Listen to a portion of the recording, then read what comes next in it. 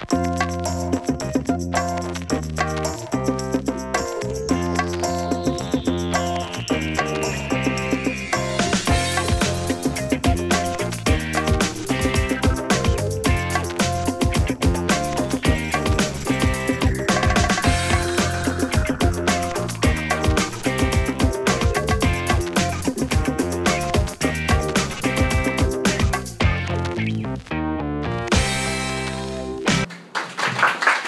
morning, everyone.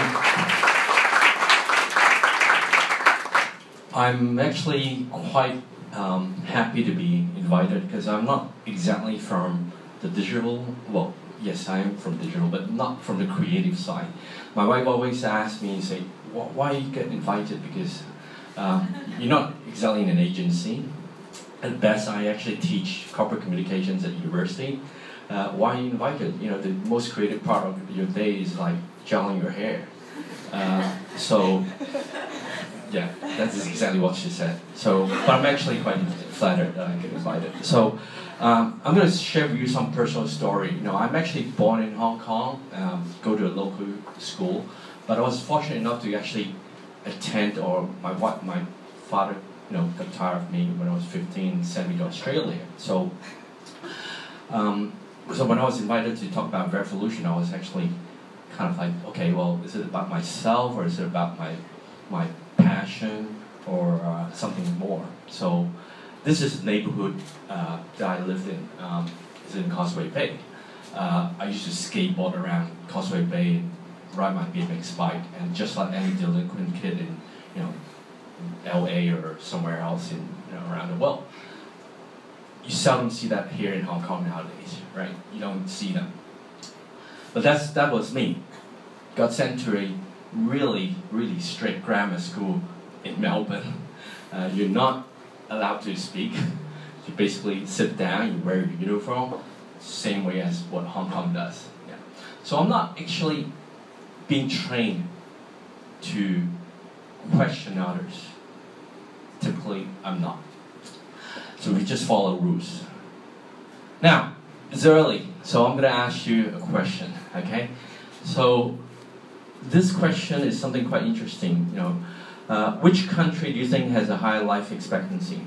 I'm going to share with you. I'm sorry? Hong Kong. Very well. And this is the reason why I think all of you come to Hong Kong, right? Is that true? Yeah, I think so too. The statistics tell, actually, that Hong Kong offers the best environment. It's above Singapore, above UK, above New York, Canada, you name it. The only place that probably beats Hong Kong is one of those capital cities that allow gambling. Macau is one, and also Monaco, I think. Okay, good, thank you. This is the reason why I'm back in Hong Kong. You know, I've been traveling around, but just like any other kids, I had a vision. You know, I got brought up with a lot of pop culture, you know, different type in TVB actually, and of course it comes with a lot of advertising. And this is one of the things that I always wanted. You know, want to ride on the streets, big wheels. It's one of those that I really like, and everybody in Hong Kong used to love this. And when you grow up as a teenager, you want to be some kind of like muscle man, right? And we used to roll up our newspapers, Ming Pao, whatever, and then we tie it together and you know act like we have nunchuckers. You can't get those easily actually in Hong Kong. Anyway, so this is actually what we all grew up in. This is how I grew up in as a Hong Kong local. Anyone remember this? Can anyone? Chips, right? That's how I grew up when I was in Hong Kong, and that's how I got me riding BMX bikes in Hong Kong, thinking that I'm gonna be cool. In future, I'm gonna be an officer, and on a bike. Indeed, I actually got a when I was in Australia. I was lucky enough to get because my father ride bikes, so I was lucky enough that I actually got a bike when I was 18-year-old in Australia. So that was when Top Gun was actually 1986 was hot, right? So we all think that this is the way that the future is, but and eventually you get there and you get all the good-looking girlfriends, but this is not exactly what I intended. I became an engineer, okay? So an engineer typically spend their life with the computer and try to solve problems. But I'm not contented. So basically my career started off 1990 as one of the first generation programmer at Hutchison Mobile Data. That was 1990s. That was even before Windows 3.1 became alive. So when I was working for Hutchison, all my friends asked me, can I buy a pager from you? I said, no, I do programming at a company called Mobile Data. What's Mobile Data? Okay, let me kind of explain to them. It takes forever. Nobody understands. I was too early. So an engineer evolves, and I thought that over the years I've developed interests. One of the interests that I found was that I tend to find someone younger than me, and I try to mentor them. Somehow it builds inside, okay? And this has happened in all my professional life, in all the careers that I had with different companies.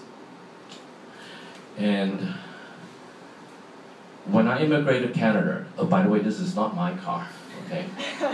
I had all the stock options from previous companies that I worked with, whether they are listed in Taiwan or US, so I saved up a bit of money. I thought that when I immigrated to Canada, that was when 9/11 happens. I immigrated to Canada, and I opened up a toy store. I mean, tell me, how many people the wife can put up with a husband that can open up its own toy store? Wow, right? Yes, I did it, okay? But look at the tagline, all right? Look at the tagline. Boy toys sounds kind of very corny, because every customer asks me, why boy toys? Well, this is the whole point of bringing you into the store, right? It's a mom and pop store. But the idea is to motivate the younger generation, start playing something interesting, perhaps you get somewhere.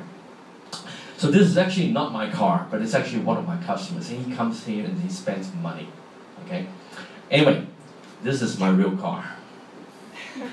All right, so some advertising, typical, North American type. I was actually quite surprised that the topic last time was robotics, right? Yeah, I think I missed that. But anyway, I love the video. So the idea is to mentor a lot of youth to become engineers. So this is one of the kids that actually worked part-time for me. He used to hide behind his mom when he comes to purchase his stuff. Then, give him the opportunity. He's now a PhD student, almost graduating at the University of Toronto. So he's a real engineer in material science. And one of the story that I want to share with you was this kid. This is a local kid. His name is Samuel. He's only graduated from local Ivy College, but throughout the last 5 years since he started interning with us, he had become a superhero. And this is my notion. My notion is you have to build a story and let your team know that this is something important. You could be a superhero. Now, he joined us as an intern, and he's been with us for 5 years now. And we've been around. He never traveled around before. He got his first passport when we sent him to training in Malaysia. In fact, it was for Blue Ocean Strategy, where I was trained as a practitioner. So he now helps out in my company and to develop a product which is called Open Heart. Open Heart last year has helped 25 charities to raise 50 million Hong Kong dollars using technology that he develops. Okay, so basically these are all some of them my students. This is actually my daughter, so I push her out to help. So Open Heart basically appears at events. We do charge a nominal amount, but we solve a big problem that they couldn't solve. So we support most of the events. At the back you can see us, where a lot of patrons got a lot of engagement.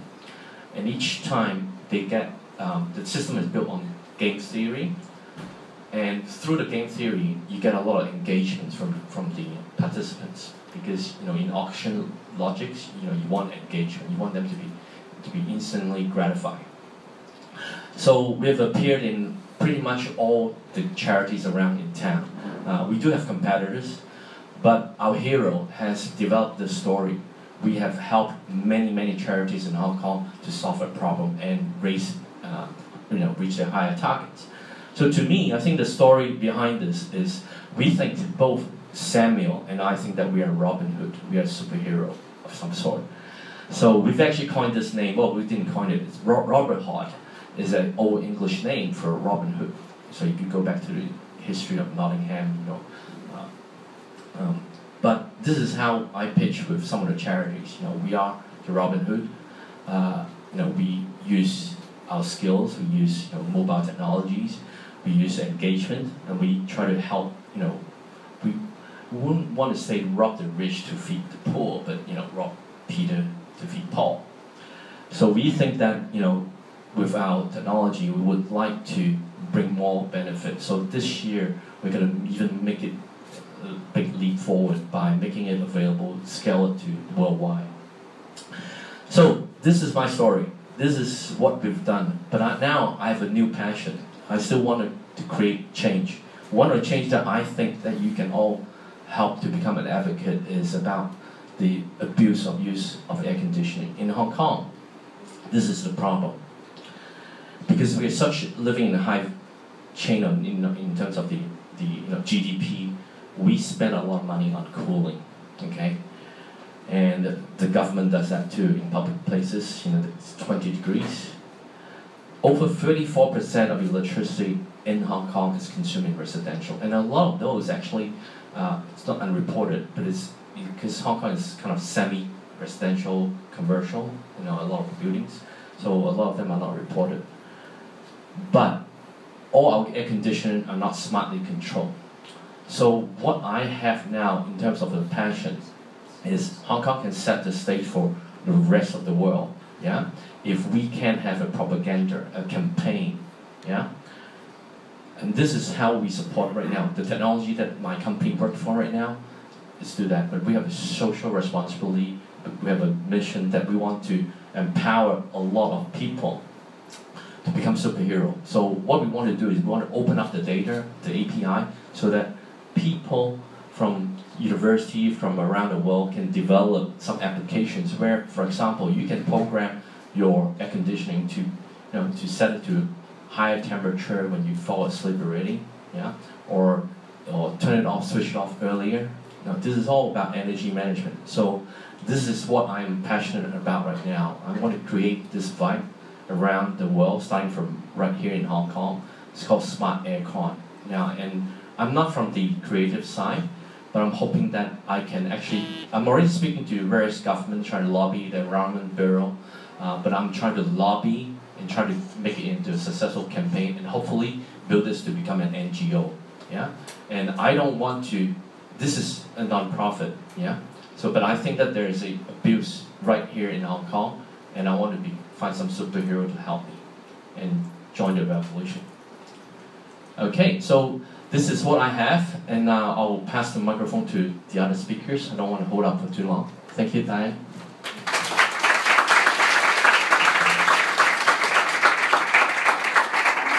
Thank you very much, Daniel.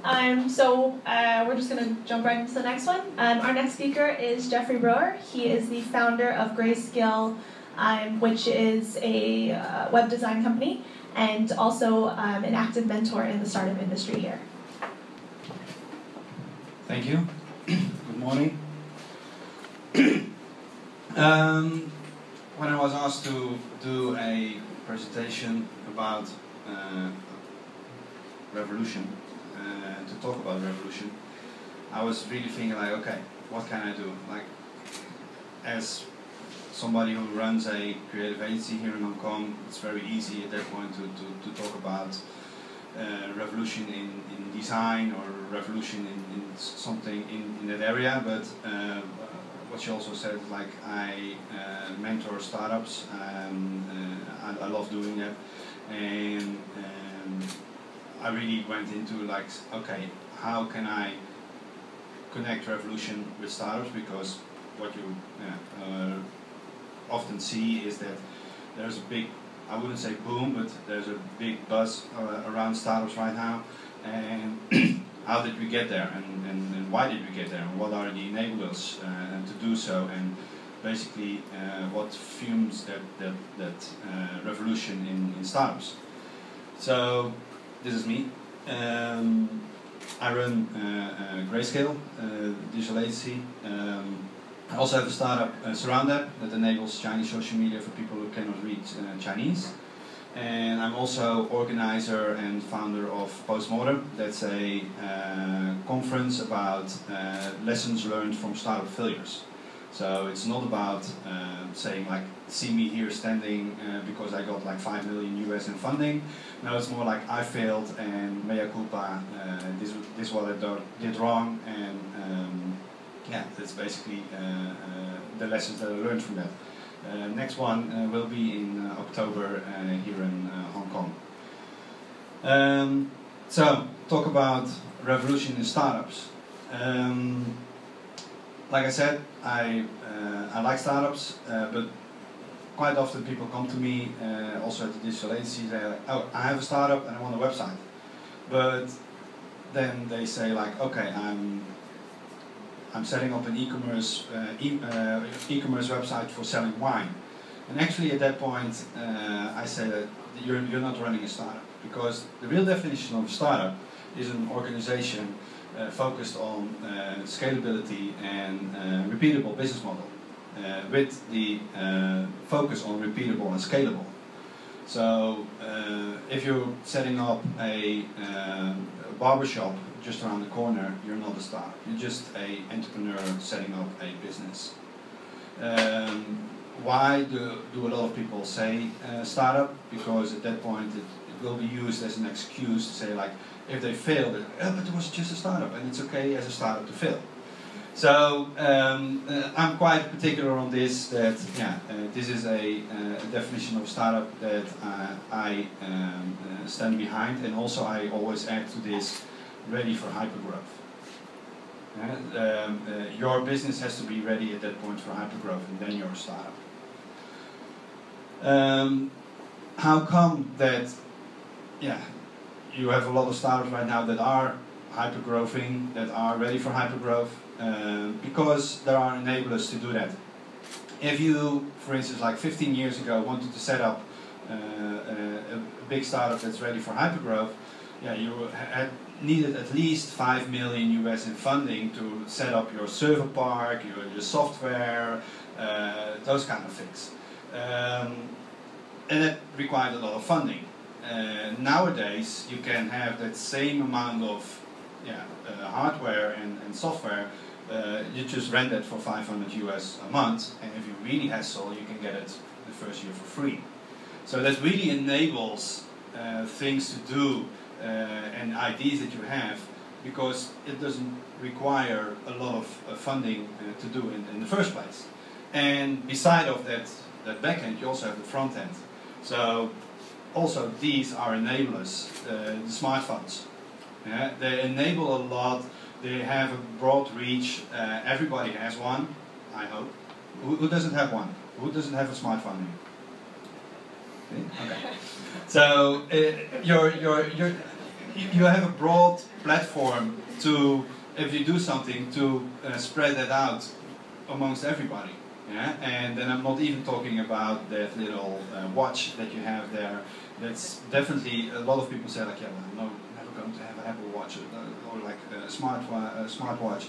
But I'm pretty sure that like a few years from now, everybody has something like a wearable device that helps them see when your Uber is arriving, or see some notifications.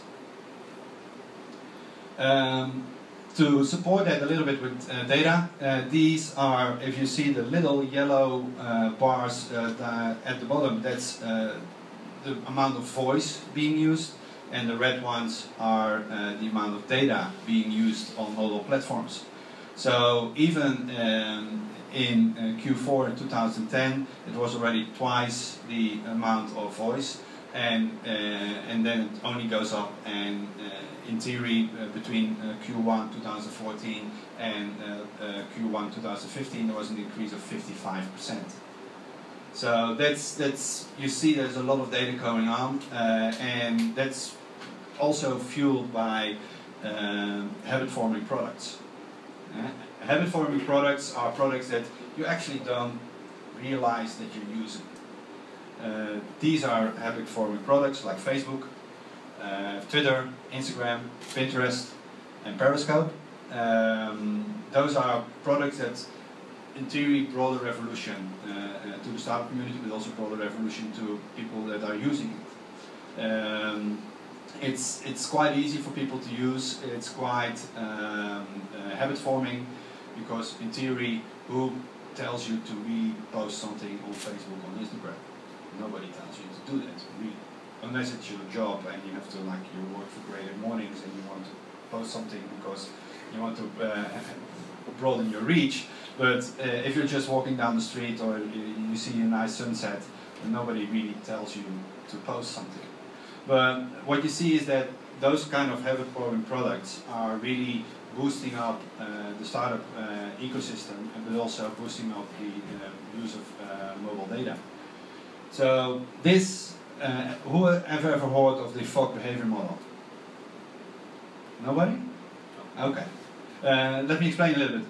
That's B is MIT. This behavior is motivation, ability, trigger.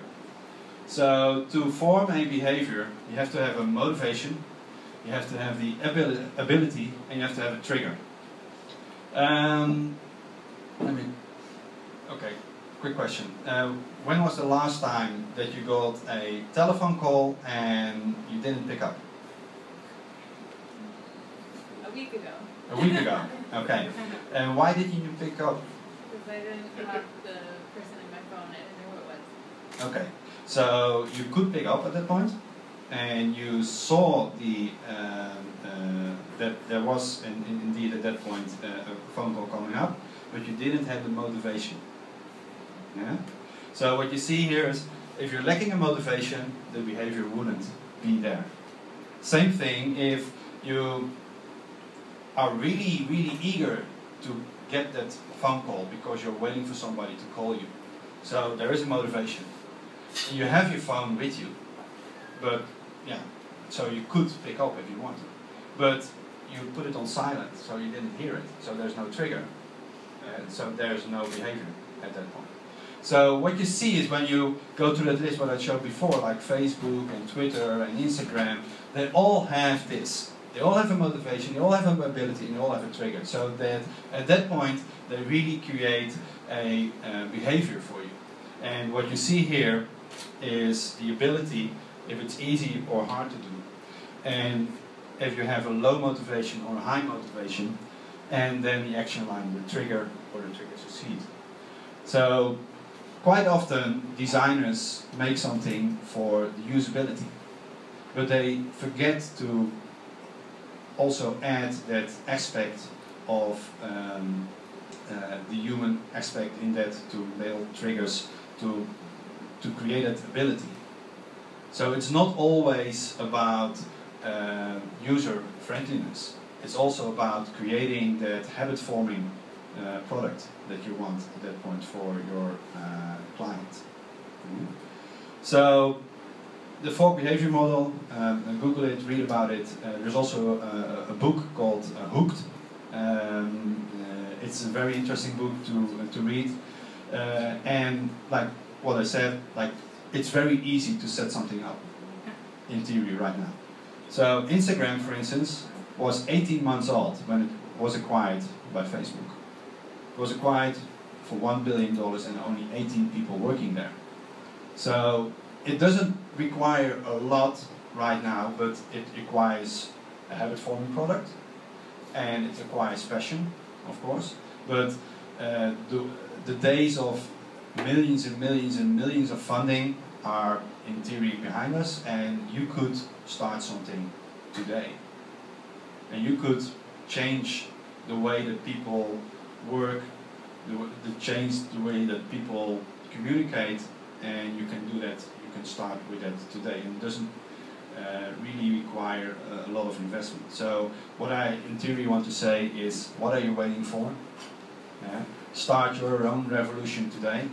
It doesn't like require a lot of investment, and do so. Thank you.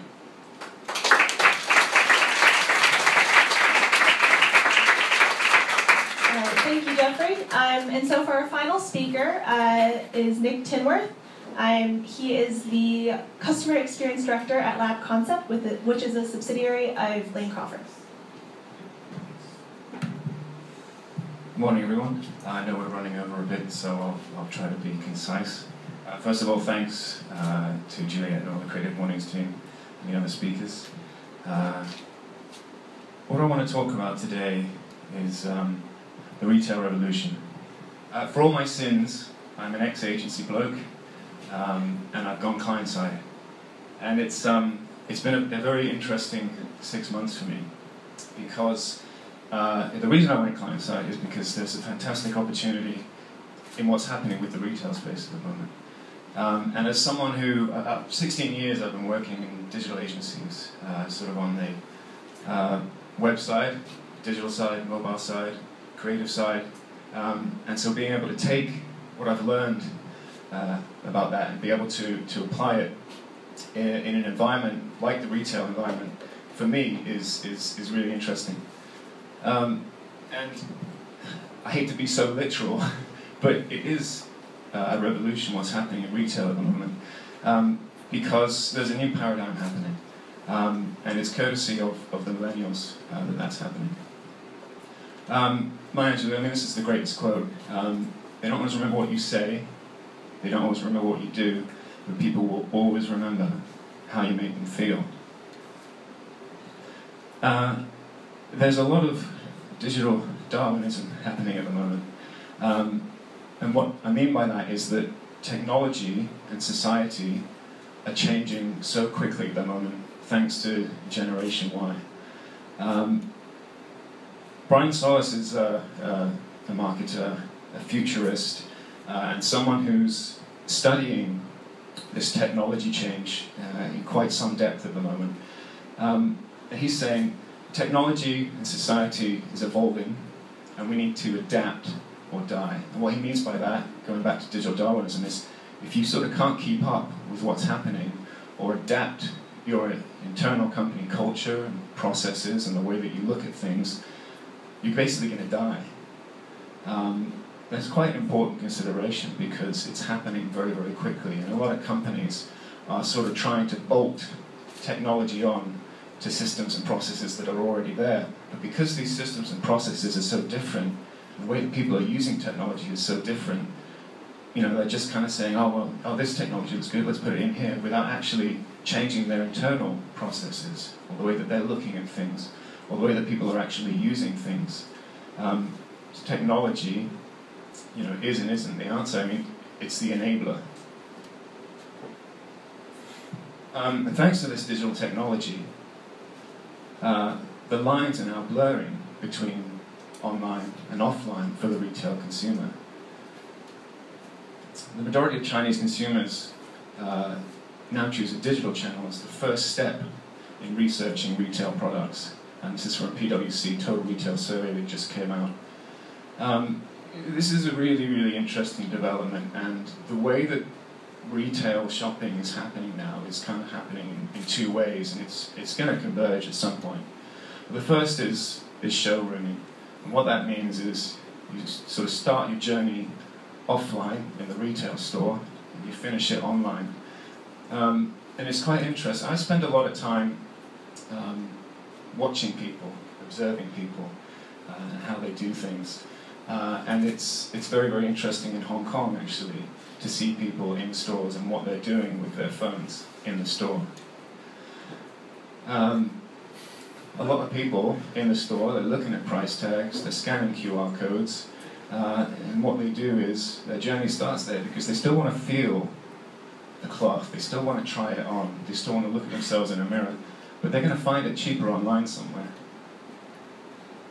So what's happening in China, going back to that PwC Total Retail at the moment, is from the offline to the online, have you ever actually intentionally browsed products in a store but decided to purchase online? 86% of people in China, in this, not the whole population, but this survey, compared to a global comparison of 68%. Why are people doing that?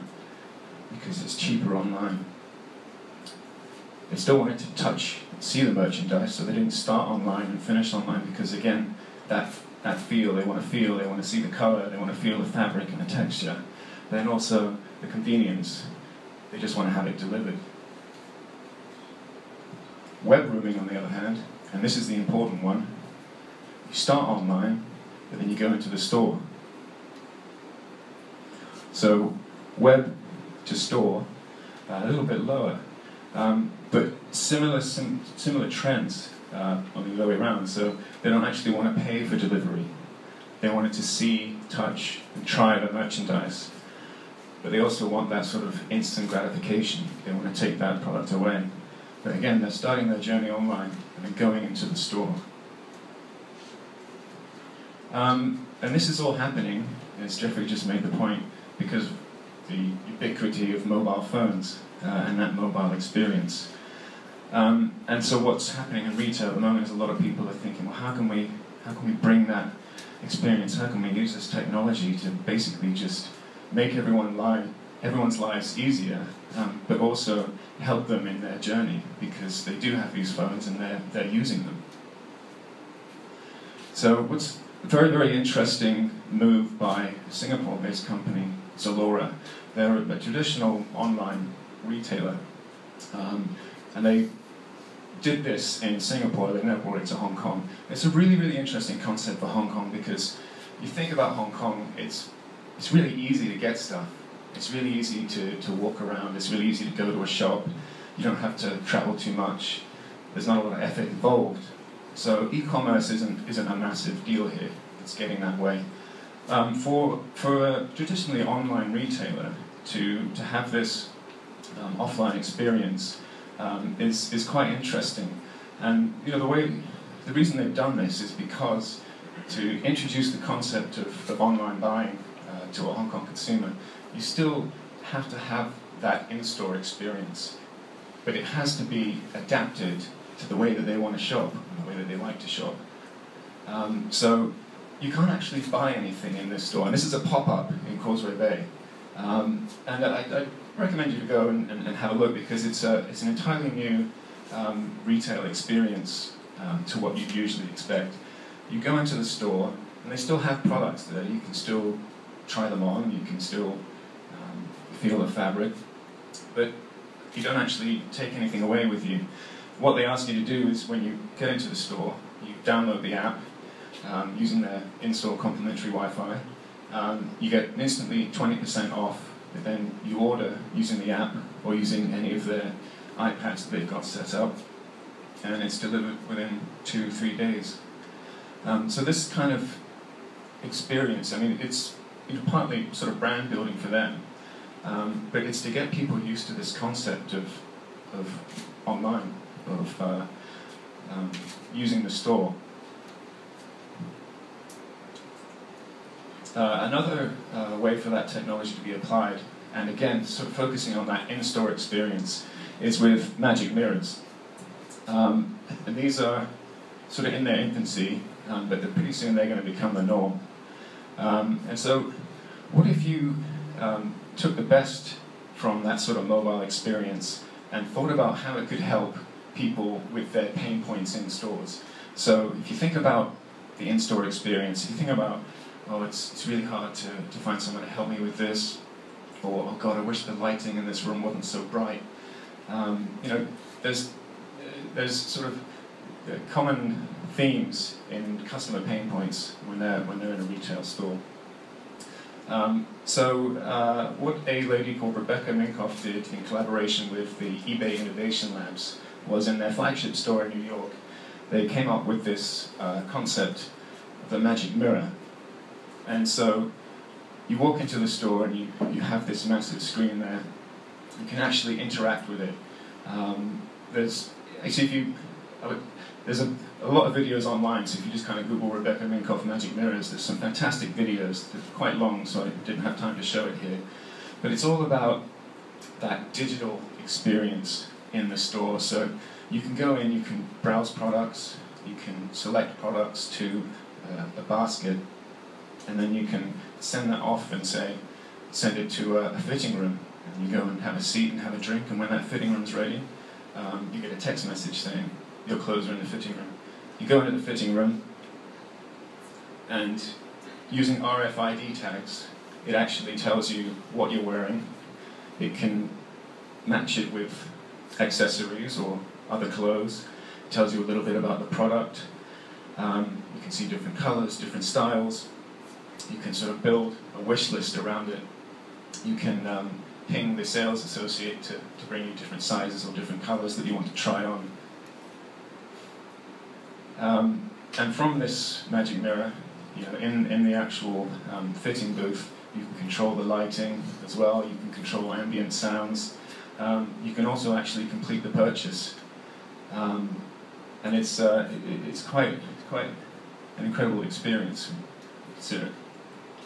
But Steve Yankovic, no relation to Weird Al, I don't think. He's the head of innovation for eBay, but even he understands that, again, the technology, it's the enabler. People still want to use their 5 senses, not just the 1 sense you use when you're doing e-commerce. The physical retail, the showroom, it's never going to go away. It will change and it will adapt, it has to, but that physical presence is not going to change. So when you're thinking about that in the context of customers, everyone's different. Everyone has different likes, everyone has different wants, everyone has different motivators and different pain points. Everyone's an individual, and it's our job as retailers to understand that. We can't just sort of blanket bomb everybody anymore and say, this is what you want, because that's just not the case. And to highlight that, I'd like to talk about Smart Tone, because to me, I don't know if anyone else uses Smart Tone here, they are the worst offenders in the history of content personalization.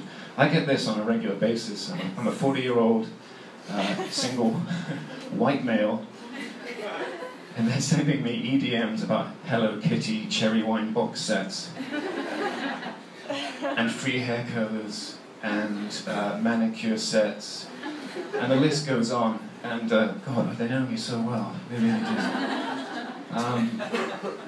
And to add insult to injury, last week I was like, I've had enough of this. Oh, it's not just on EDM as well. I get it in text, and I can't unsubscribe from the text for some reason. So I got this email through. I was like, oh, God, I've had enough of this. So I looked for the unsubscribe link. There's no unsubscribe link on the bloody email. If you would prefer not to receive our emails, please send your email to this email with your contact number. Someone will call you to confirm that that's your... Come on, guys. Or you can call the hotline. 10 minutes I waited on this hotline before someone spoke to me in Cantonese and then hung up because I was English.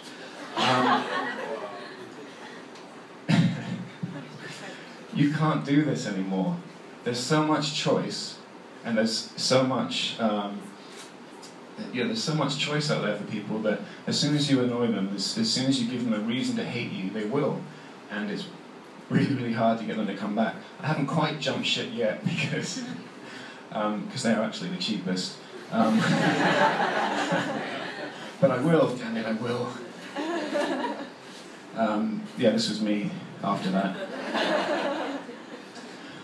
Running over a bit, I'll try not to pass on too much more, but Generation Y, or also Generation C, they're the connected consumer, going back to what I was saying. They use technology in a different way. They've grown up with technology. It's the norm for them. They're comfortable with it. It's a part of their lives. It's intrinsic to what they do and how they act. So just going back to Brian Solis, he's really kind of key in trying to make companies understand that you have to adapt your business processes and practices to how this generation are using the devices and how society is changing, because the gap is just continuing to widen and we need to shorten it. This is the generation who are more likely to find love online via Facebook, get broken up via Facebook or via text message. They have multiple devices. They're using smartphones and tablets while they're watching the TV. And it's the me generation. They know that they have a lot of social currency with their social networks. They feel like their voice matters, and they feel like their friends and their peers care a lot about what they're saying. They feel like the companies care a lot less, and they're happy to express that opinion very eloquently through social media. So it's a new retail experience because as a customer, I don't just want stuff anymore.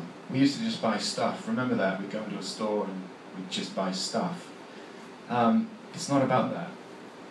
The old model is, as retailers, we had the power. There was one platform, it was the store. There was a focus on the actual currency. We're selling people stuff and we're making money. The store was the place, and that was great because the customer wanted stuff and we had all this stuff to give them. What's happening now is because the customer has so much choice, they have the power. There's more platforms, there's online, there's offline, there's omnichannel.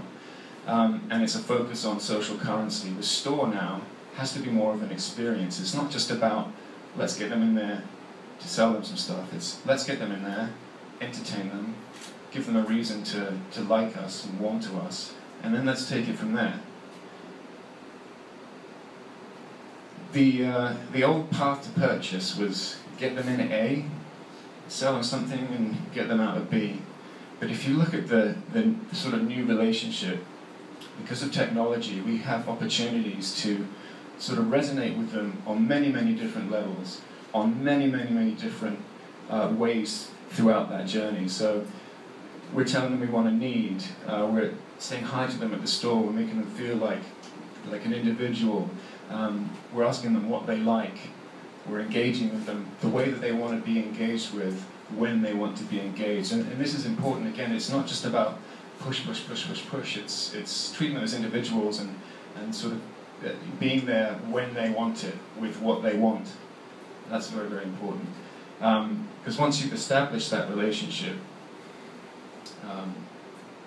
that long-term relationship, that's when the magic happens. So it's time that we actually start dating our customers. If you think about it in the concept of a date, if you go out on a date and all someone does is talk to you about how amazing they are and talks about themselves over and over and over, oh, I'm so great, I've got this, I do this, I do that. I mean, that's really boring. But if it's a two-way conversation, and if you're actually asking them what they like, what motivates them, and sort of that that sort of courtship process before it turns into a relationship, that's kind of what we're trying to do with retail at the moment. We want to start dating our customers. Because, again, that journey has changed. And for the customer, it's not just about coming into the store to buy something. They want an experience, and they want to be entertained, and they want it to be personalized to what they want and when they want it. And with technology and digital now, and what's happening with the way it's advancing so rapidly is that there's that ability now. There's no reason for us not to know all this information about them. We have opportunities to be gathering data online about what kind of shirts they like, what color, what cut, and tailoring our messages to them in that respect. And so that's it. I hope that was informative. Be happy to talk to you in more detail, or you can catch me on Twitter at Nick Tinworth, and be happy to share more information about how this retail revolution is happening and how we can adapt to it. Thank you very much.